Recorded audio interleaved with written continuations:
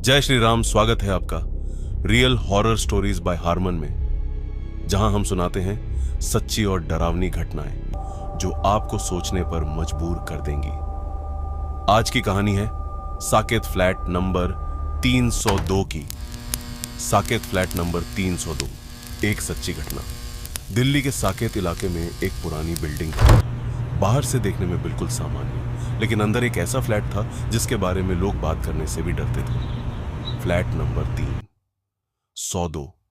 कहते हैं उस फ्लैट में जो भी रहने आता ज्यादा दिन टिक नहीं पाता। रोहित और उसकी फैमिली जब उस बिल्डिंग में शिफ्ट हुई तब उन्हें इन बातों का कोई अंदाजा नहीं था। उन्हें बस इतना पता था कि फ्लैट सस्ता मिल रहा है और लोकेशन भी अच्छी है, इसलिए उन्होंने बिना ज्यादा सोचे समझे 302 ले लिया। पहले दिन सब कुछ ठीक था। घर साफ सुथरा था, थोड़ा पुराना जरूर था लेकिन रहने लायक था। लेकिन पहली रात के करीब 2 बजे रोहित की नींद अचानक खुल गई।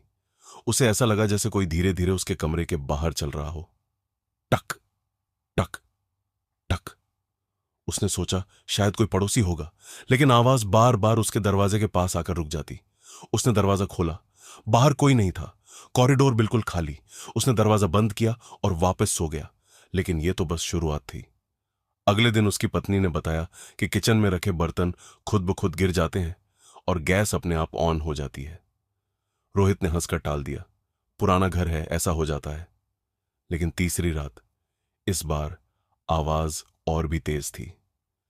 धड़ाम धड़ाम, जैसे कोई दीवार पर जोर से मार रहा हो। रोहित उठकर बाहर आया और उसने देखा ड्राइंग रूम में रखी कुर्सी अपने आप हिल रही थी। उसका दिल जोर जोर से धड़कने लगा।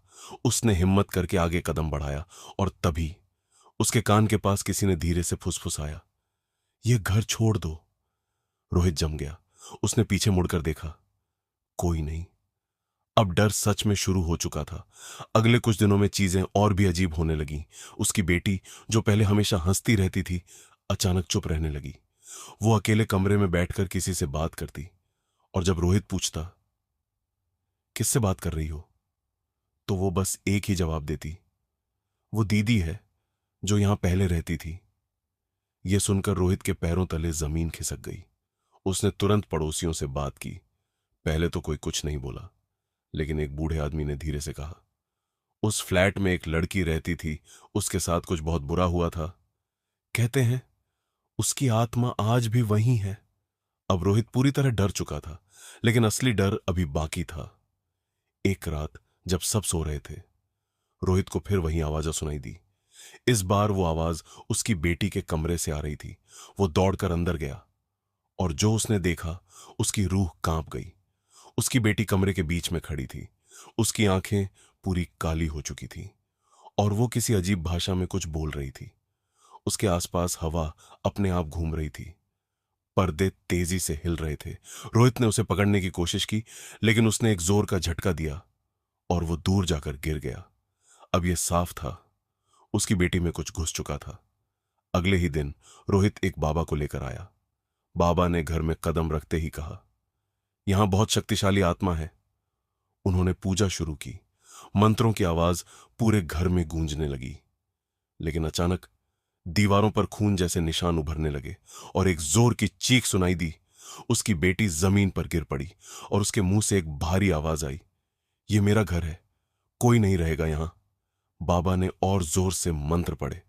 आग भड़कने लगी और अचानक सब कुछ शांत हो गया। उसकी बेटी बेहोश हो गई। कुछ देर बाद जब वो होश में आई तो उसे कुछ याद नहीं था। रोहित ने उसी दिन फैसला कर लिया, वो उस फ्लैट में एक पल भी नहीं रहेगा। उन्होंने तुरंत घर छोड़ दिया। लेकिन कहानी यहां खत्म नहीं होती। कुछ महीने बाद वही फ्लैट फिर किराए पर चढ़ा। नए लोग आए और वही सब शुरू हो गया। आवाजें, परछाइयां और एक लड़की जो आज भी कहती है, "ये मेरा घर है।" इस कहानी से हमें यह सीख मिलती है, हमें किसी भी नई जगह या घर के बारे में पूरी जानकारी लेकर ही वहां रहना चाहिए। अजीब और असामान्य घटनाओं को नजरअंदाज नहीं करना चाहिए। डरावनी या अनजान चीजों को हल्के में लेना कभी कभी खतरनाक हो सकता है। परिवार की सुरक्षा हमेशा सबसे पहले रखनी चाहिए। मुश्किल समय में समझदारी से सही फैसला लेना बहुत जरूरी होता है। अगर आपके साथ भी कोई ऐसी डरावनी या अजीब सच्ची घटना हुई है तो आप उसे मेरे साथ शेयर कर सकते हैं। मेरी मेल आपको डिस्क्रिप्शन में मिल जाएगी। और ऐसी ही सच्ची और डरावनी कहानियों के लिए चैनल को सब्सक्राइब करना मत भूलना।